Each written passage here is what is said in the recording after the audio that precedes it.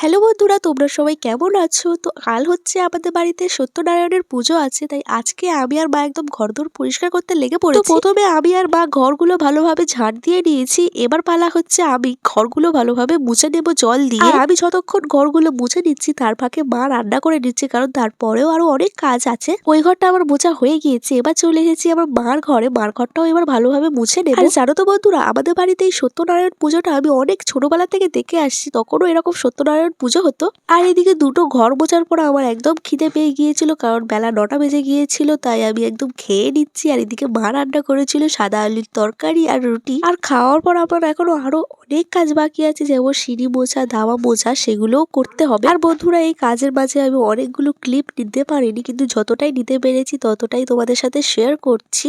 তো এইদিকে সব কাজ সেরে নিয়ে আমি একদম স্নান টান করে নিয়েছি। তো বন্ধুরা, এই ভিডিওটা এই পর্যন্ত। দেখা হচ্ছে নেক্সট ভিডিওতে, যে ভিডিওতে আমি আমাদের পুজোর সবকিছু তোমাদের সাথে শেয়ার করবো। টাটা।